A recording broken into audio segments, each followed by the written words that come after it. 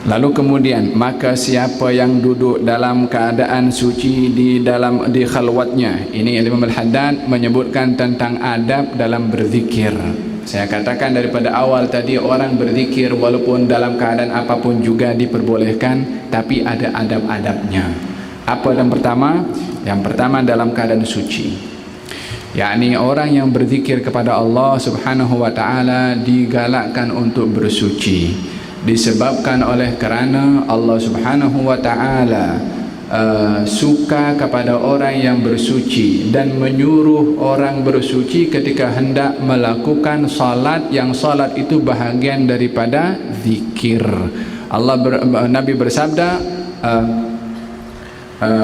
Allah berfirman dalam Al-Quran, aqimis salata li dzikri, tunaikan salat untuk berzikir, ingat aku.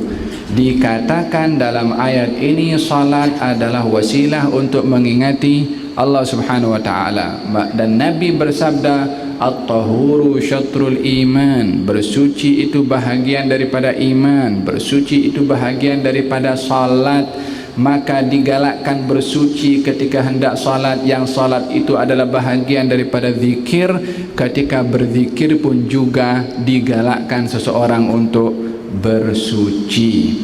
Suci di sini mempunyai dua makna. Suci zahir yaitu wudu, dan suci dalam hati ini adalah melapangkan waktu, melapangkan akal, fikiran dan juga hati untuk fokus kepada zikir yang kita nak baca. Yang kedua, di khalwatnya, kata Imam Al-Haddad, yakni berkhalwah. Maksud daripada berkhalwah itu bukan kita pergi ke puncak gunung, bukan kita pergi bersendirian di tengah-tengah lautan, bukan itu maksud hakikatnya. Inti daripada khalwah adalah ini bukan khalwat orang-orang ini ya, bukan ya, yang ditangkap-tangkap, bukan.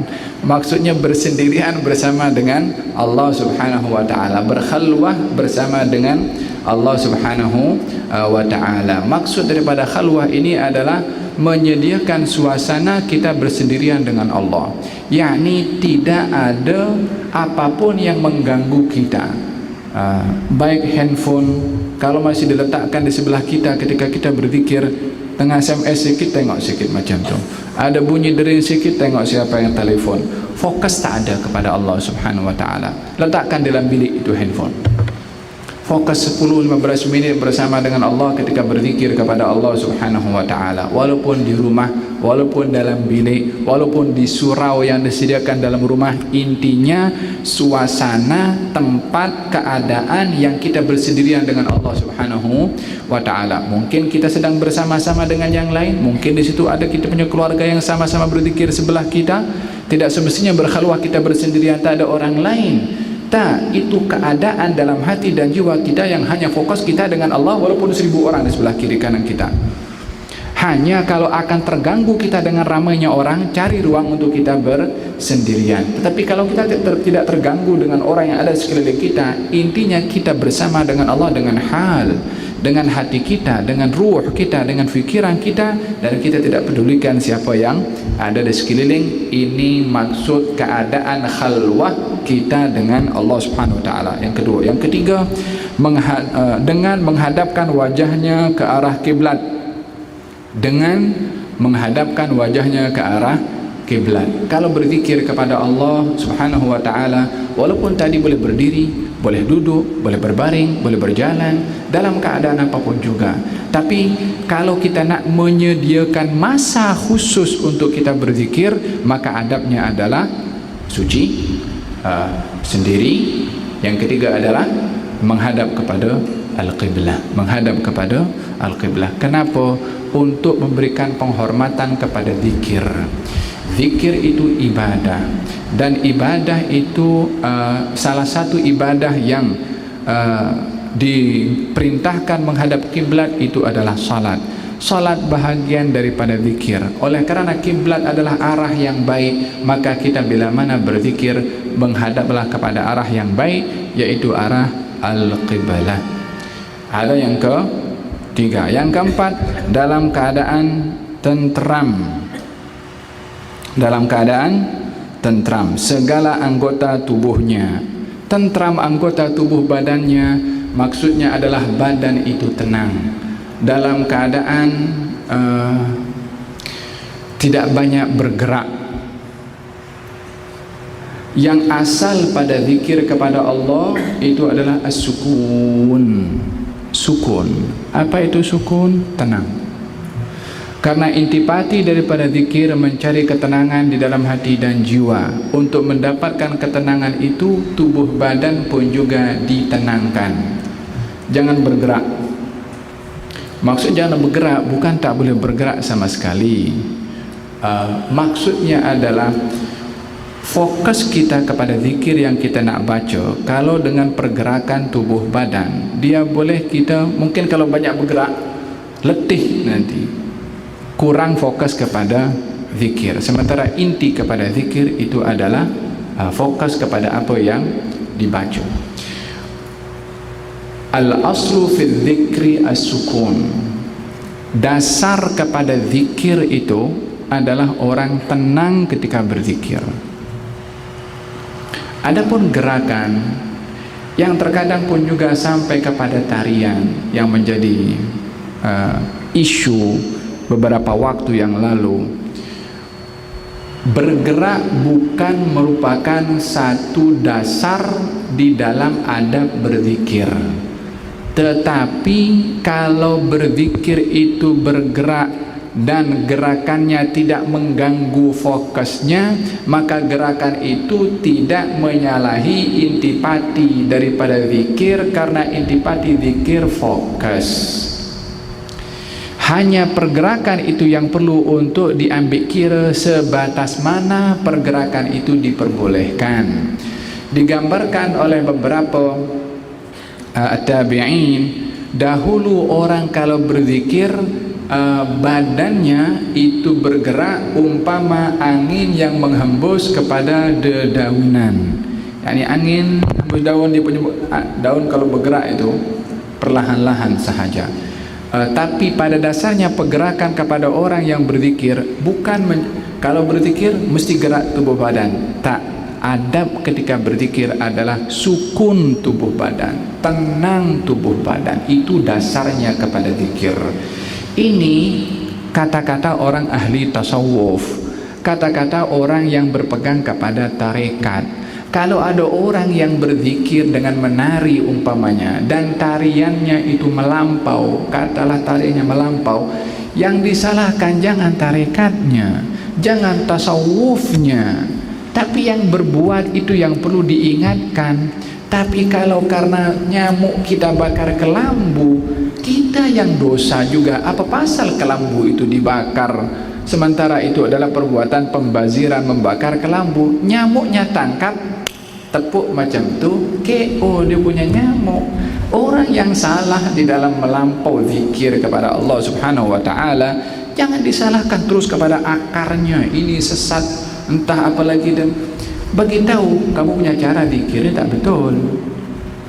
Kalau itu memang dilihat sebagai satu hal yang menyalahi, jadi hukumlah sesuatu perkara itu dengan disiplin ilmu tersebut. Kalau masalah zikir dan adab zikir terkait dengan syarak, dan lebih khususnya kepada orang-orang yang menjalani ilmu tasawuf atau tarekat, rujuk kepada orang-orang yang alim, yang arif di antara mereka, tapi tidak merujuk kepada perbuatan orang awam. Perbuatan orang awam bukan menjadi satu dalil untuk sebuah hukum. Kalau kita menghukum dengan perbuatan orang, kita sama dengan orang yang tidak suka dengan Islam, yang hukum Islam sebagai agama teror disebabkan oleh kerana perbuatan segelintir orang Islam.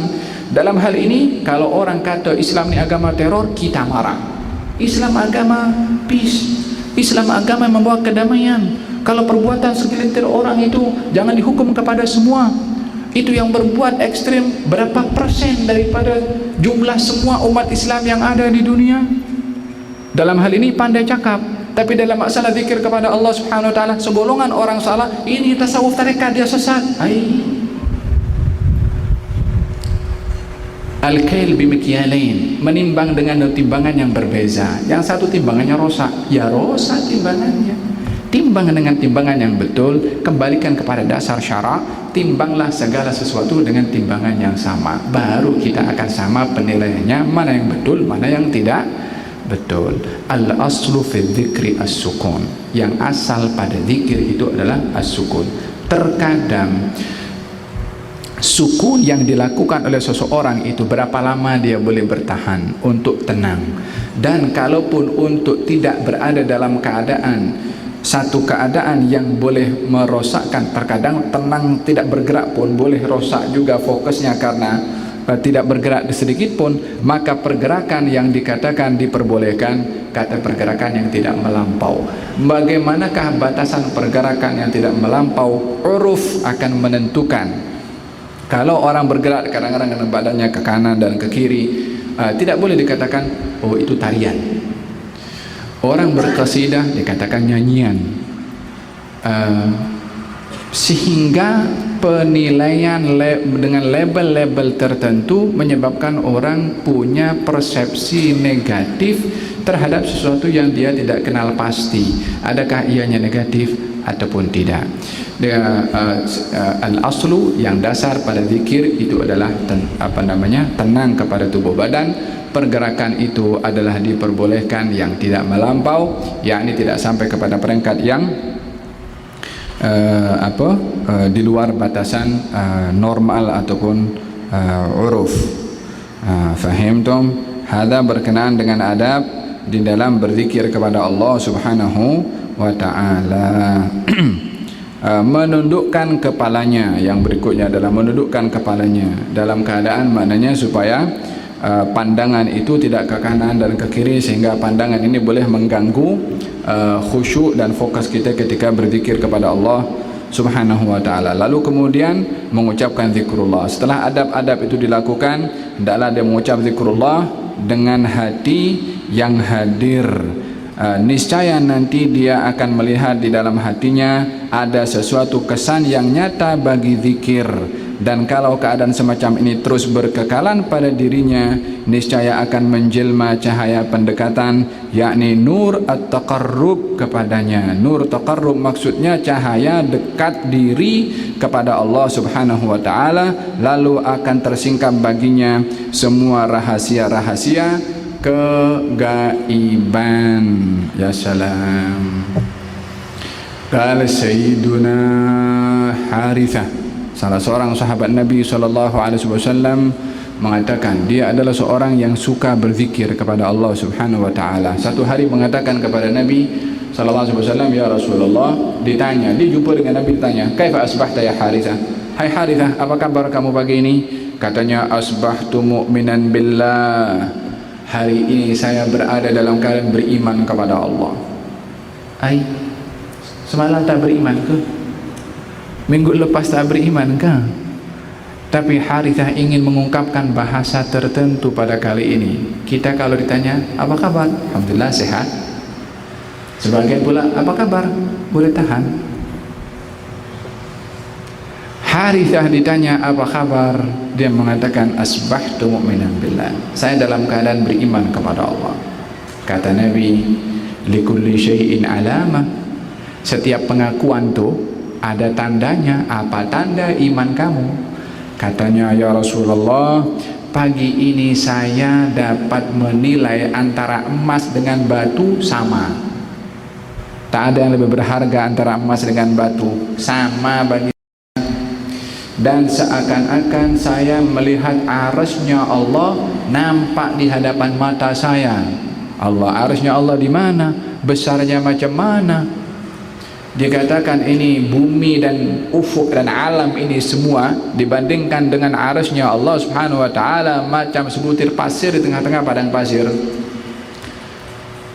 Bagaimana dahsyatnya Allah wa'alam. Otak kita tak sanggup nak bayangkan. Tapi kita menyerahkan segalanya kepada Allah Subhanahu wa taala, sebab kita tak pernah tengok pun. Langit pun itu tengok kita, batasan mata kita sampai hujung ke hujung saja.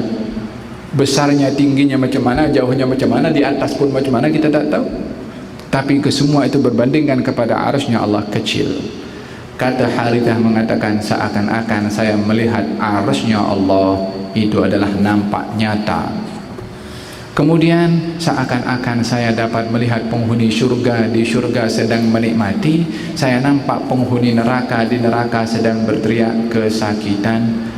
Syurga belum ada penghuni, belum ada orang masuk pun, neraka pun juga belum ada orang yang masuk pun dalam. Bagaimana Harithah mengatakan seakan-akan saya boleh nampak penghuni syurga dan penghuni neraka, yakni menjadikan hal yang gaib, syurga dan neraka yang satu hari akan ada penghuninya, seakan-akan sudah berpenghuni. Sebab bagi Harithah menilai Quran, di dalam syurga orang-orang akan memakai baju daripada sutra, bajunya ada dua, makanan, itu kan gambaran yang Allah kisahkan penghuni syurga di dalam Quran. Walaupun syurga sekarang belum ada penghuninya, itu yang dilihat nyata oleh Harithah tentang keadaan penghuni syurga. Sebaliknya juga penghuni neraka. Ini iman yang on the top, yakni yang gaib nampak jelas syahadah.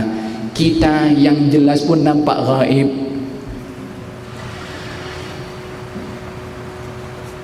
Allah, mudah-mudahan kita dikasih kuat iman kepada Allah Subhanahu wa taala. Kata Sayyidina Ali bin Abi Thalib mengatakan, "Lau kushifal ghita masdattu yaqina."